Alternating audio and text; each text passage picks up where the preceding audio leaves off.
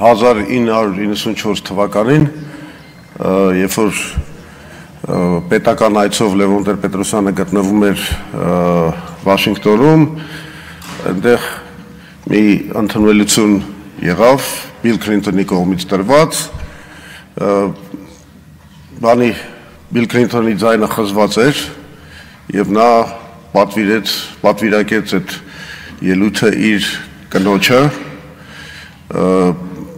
ինձ մոտ էլ այսօր ձայնս խզված, բայց քանի որ կինս մի քիչ ջերմ տենց շատ զգացմունքներ չի տածում ներկա ազգային ժողովի նկատմամբ, ես ստիպված պետք է ինքս այս ելույթը ունենամ եւ միանգամից կուզեի անել հետեւյալ հայտարարությունը, որևէ ավելորդ դատարկ խոսակցություններից զերծ մնալու, տարբեր մեկնաբանություններ, բամբասանքներ եւ ասեկոսերներ հերքելու համար միանգամից հայտարարում եմ, որ Հայ ազգային կոնգրեսը չի պատրաստվում դաշինք կամ միասնական քաղաքական շարժում կազմել ոչ Ռոբերտ Քոչարյանի, ոչ էլ Սերժ Սարգսյանի ղեկավարած քաղաքական ուժերի հետ։ Հիմա ասենք բուն թեմային։ Ինչու պետք է հեռացվի եւ արդյոք պետք է հեռացվի Փաշինյանը։ Դե գիտեք ինչ, Նիկոլի կառավարման 7.5 տարիները նշանավորվել են հայ ժողովրդի համար աղետալի հետևանքներով։ Ես հիմա չեմ ուզում անդրադառնամ ներքին կառավարման բնագավառում իր բոլոր ձախողումներին, նկատի ունեմ եւ Հյուսիս-Արավ ավտոմոբիլային ճանապարհի կառուցման այդ աշխատանքների ձախողումը ընդամենը 20%-ն է արված այդ ճանապարհի, նկատի ունեմ բոլոր ամեն տեսակի բարեփոխումների ձախողումը, ինչպիսիք են օրինակի համար հռչակված ոնց էր անցումային արդարադատության ռեֆորմը, դատաիրավական ռեֆորմը, առողջապահական ռեֆորմը, հարկային ռեֆորմը, ամենուրեք ձախեղում, այս համընդհանուր հայտարարագրման ռեֆորմը, ամենուրեք մենք ունենք ձախողումներ։ Ձախողվել է նաև Մարտի բեկի գործի բացահայտման գործընթացը, ձախողվել է կոռուպցիոն բացահայտումների գործընթացը, այդ չեմ խոսում նրա մասին, որ մարդու իրավունքների եւ ժողովրդավարության բնագավառում մենք ունենք այս խայտառակ վիճակը, երբ այո ասում են կարող ես ընտրվել, բայց հետո մենք քեզ կամ կհեռացնենք, կամ քրեական գործ կառուցենք, կամ բանտ կնստացնենք, կամ էլ ուղղակի կսպանենք։ Ոչ, գլխավոր ձախողումները Փաշինյանի ներքին կառավարման բնագավառում չեն այնուամենայնիվ։ Նրա գլխավոր հանցանքը ժողովրդի առաջ եւ գլխավոր ձախողումը դա այն է, որ ինքը կործանեց հայ ժողովրդի անվտանգության համակարգը։ Իր 7.5 տարվա կառավարման ժամանակ մենք Ադրբեջանի հետ ունեցել ենք 10 ռազմական բախում, որի հետևանքով կորցրել ենք 5000 մարդ, իսկ եւս մեկ հայոց աշխարհ Արցախը կրկնեց Բիթլիսի, Վանի, Էրզրումի, Կարսի ճակատագիրը։ Հիմա էլ վտանգը կախված է Սյունիքի վրա։ Կարելի է հարց տալ, որը իրենք միշտ տնում են, թե իսկ միթե Նիկոլ Փաշինյանն է պատասխանատու այս ամեն ինչի համար։ Եվ մենք ինչու ենք ասում, որ այնուամենայնիվ այս ամենը Նիկոլ Փաշինյանի, հենց Նիկոլ Փաշինյանի քաղաքականության հետևանքն է։ Շատ բարձ։ Նրանք մեր ժողովրդից պահպանում են մի կարևորագույն գաղտնիք, որը ամենալուրջ վկայությունն է իր գործած հանցանքների մասին։ Դա այն է, որ 2019 թվականին ապրիլին, իսկ հետո նաև հունիսին Նիկոլ Փաշինյանին Մինսկի խմբի համանախագահության կողմից ներկայացվել է մի փայլուն պլան խաղաղության, որով եթե այն իրագործվեր, մենք կունենայինք մի իրողություն, որ ընդամենը պետք է 5 շրջան հետ հանձնեինք Ադրբեջանին եւ կգվեր լիակատար խաղաղություն, խաղաղարար զորքերով եւ այլն, իսկ Լեռնային Ղարաբաղի կարգավիճակի լուծման հարցը շահկապվում էր Քելբաջարի եւ Լաչինի ոչ միջանցքային մասի վերադարձի հետ։ Սա մի փայլուն լուծում էր իրականում, որովհետեւ դա նաեւ դրթելու էր Ադրբեջանին, եթե նա ուզում էր Քելբաջարը հետ ստանալ, գնալ կարևորագույն զիջումների Լեռնային Ղարաբաղի կարգավիճակի հարցում։ Հա կարող ենք քարվաճարել ասել, կարող ենք բերձորել ասենք, դրանից բան չի փոխում։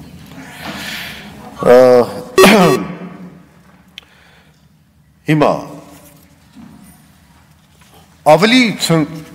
ինչ ասեմ, ապշեցուցիչ, ուղղակի ցնցող մի ինքնախոստովանություն Նիկոլ Փաշինյանը արել է օգոստոսի 23-ի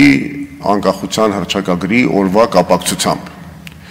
Նա ըստ էության ասել է, որ նա գիտակցաբար մերժել է այդ պլանը, որի մասին ես նոր խոսացի, մերժել է այդ պլանը, որպեսզի իրագործվի մի ռազմավարություն,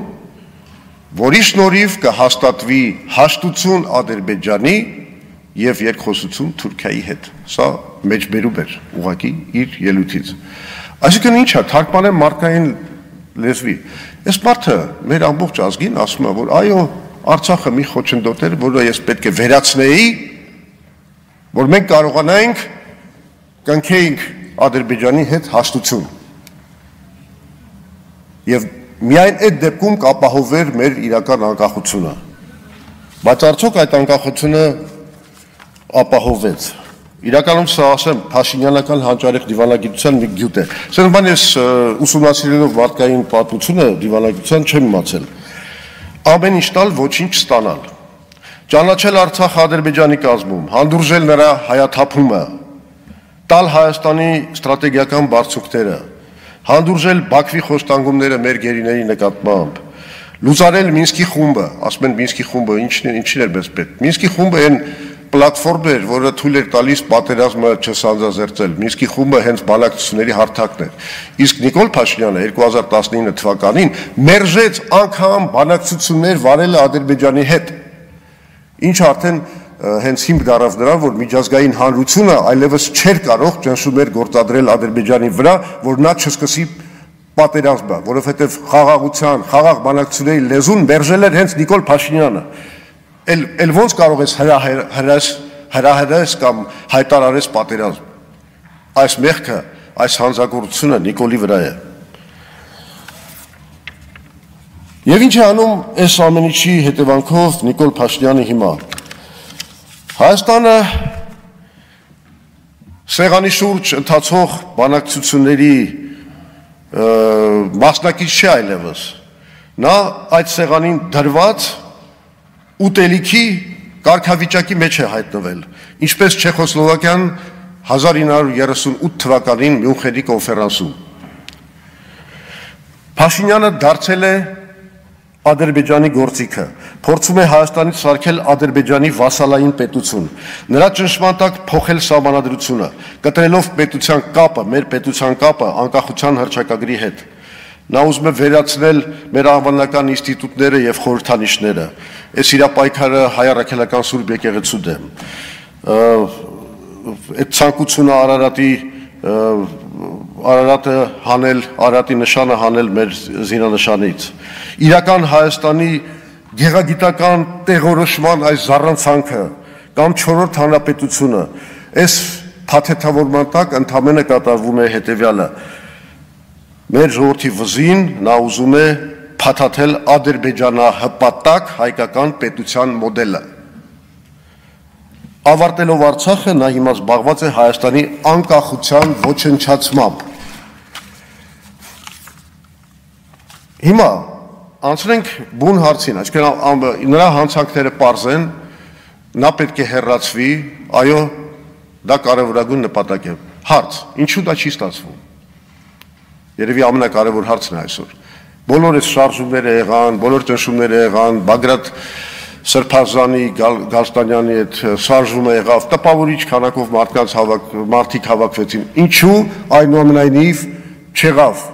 ոչ այս իշխանափոխությունը, ոչ չգիտեմ impeachment-ը եւ այլն եւ այլն։ Ինձ համար այդ հարցը պարզիցել պարզ է։ Մեր ժողովուրդը կներեք չի ցանկանում շնից փախնել, գելի բերան ընկնել։ Միջև ինքը իր առաջ չտենա մի լուրջ առաջնորդություն, համաժողովրդական շարժում, որոնց լիդերներին նա վստահում է, որոնք ունեն Հայաստանի վերափոխման լրջագույն ծրագիր եւ տեսլական,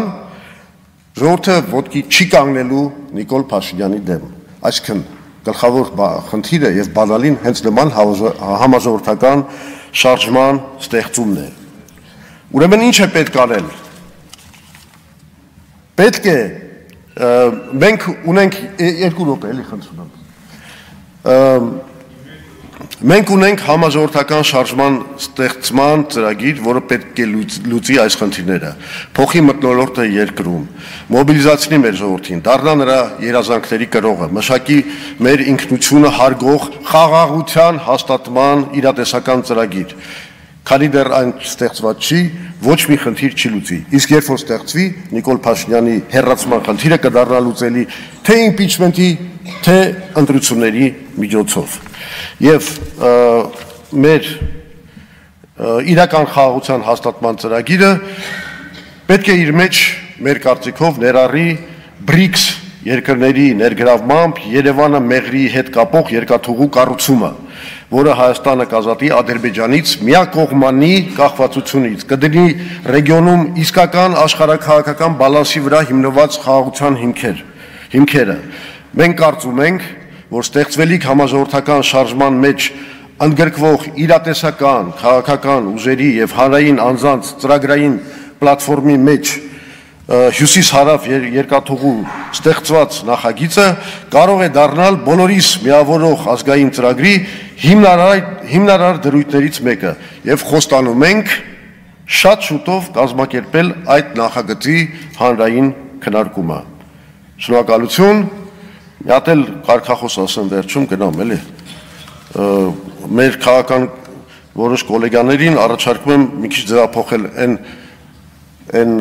կարգախոսը, որոնք իրանք ձևափոխել են վերցնելով այդ կարգախոսը մեզնից։ Ուրեմն հարցերը կլուծի պայքար ճիշտ ձևով։ Շնորհակալություն։ Շնորհակալություն, պարոն Զուրաբյան, համեցեք Տիկին Հարությունյան։